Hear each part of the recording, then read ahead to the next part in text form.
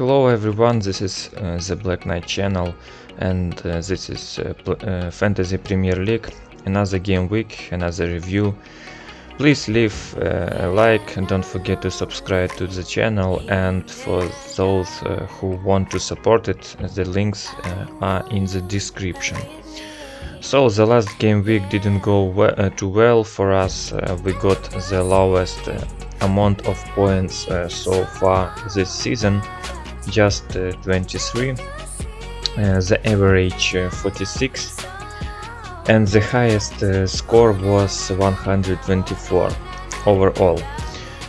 If you remember my previous video, many of my predictions actually came true, but the problem is the players who made the difference weren't the ones in our squad. For example, Crystal Palace vs Liverpool. If you recall, I expected Palace to put up a good fight, and they really did play brilliantly. Liverpool's goal looked more lucky coincidence, while Palace win seemed fully deserved. Unfortunately, though, Matata didn't score, and Munoz also failed to produce anything decisive. Matata had several great chances, especially in the first half. One was stopped by Alisson, another hit the post. A strong performance, but again no fantasy returns. Brentford beat Manchester United, a pretty typical story for the Red Devils. Right now Chelsea lost to Brighton, which isn't that surprising either. In fact, it was only in the second half that Brighton took full control and Chelsea couldn't handle the pressure. Leeds vs Bournemouth ended 2-2. Manchester City smashed Burnley 5-1. Interestingly, Burnley looked decent in the first half, but after the break, City simply turned it on. Nottingham Forest lost to Sunderland. Sunderland continued to impress with their play style, both defensively and offensively. The team looks well organized, and you can clearly see the manager's hand in the way they play. Unexpected result, Tottenham drew with Wolverhampton. Wolves pick up their first points of the season. They are still without a win, but to hold Spurs, who are in good form, to a draw is quite of achievement. Kudus had chances to score or assist, but again luck wasn't on his side.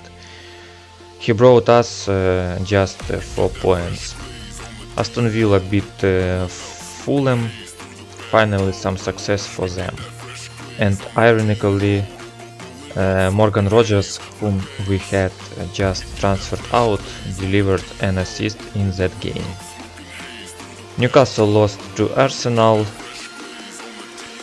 Up until the 85th minute, things were going fairly well, but then Arsenal broke through, took the lead, and held on until the final whistle.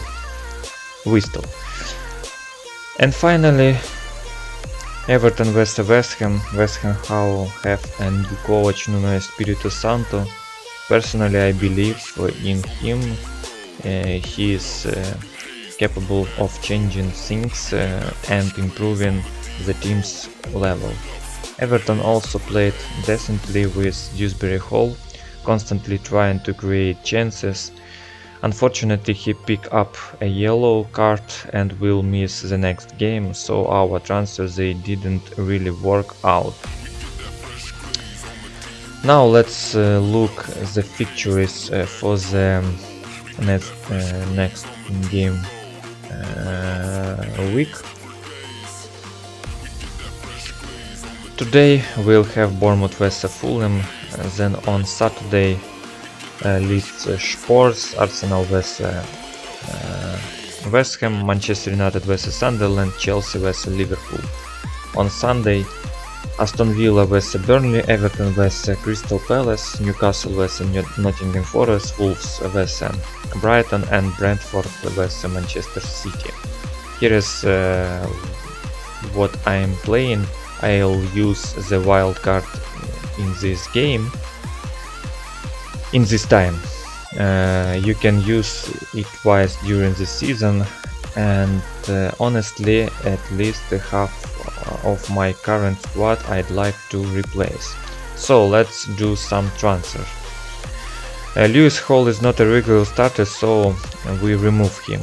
We also remove Dewsbury Hall, Cucurella out, Sales out for now. Mainda too. He started as a main striker, but Isidore has pushed him out of the 11, and sometimes he doesn't even come off the bench. Delap is injured, so we also remove him.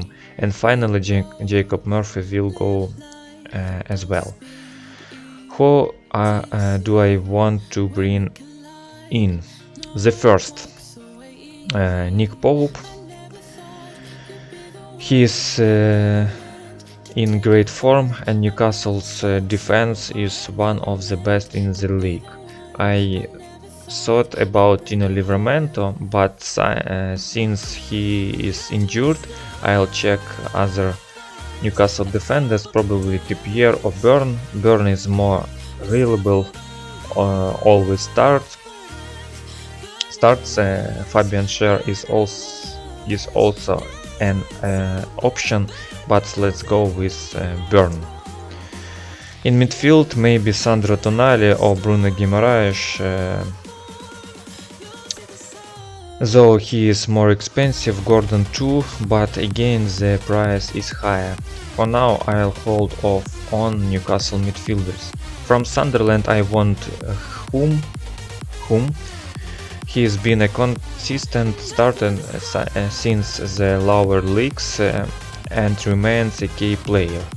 I'd also take Isidore. From Arsenal I'd definitely add Gyökeres. He is expensive, 9 million, but I believe he'll start scoring soon. He just needs a bit more time to adapt. And against West Ham, I think he has a good chance. I also add Eze. And for the last transfer, let's keep Jacob Murphy. After all, we have got about 5.7 million left, so let's go with Tonali. So that's our reshuffle. Now let's set the squad. Up front, of course, Isidore goes starting into the 11, reclaiming Pedro Neto. In defense, Burn comes in instead of Hume. Actually, no, let's leave it as is for now.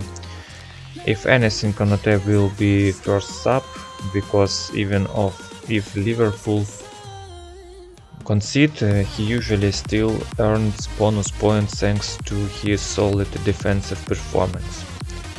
Captain for this week, I'll decide just a moment. Gyökeres, vice-captain Kudus.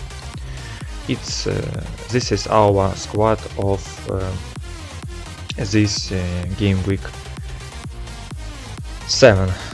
So have a good day.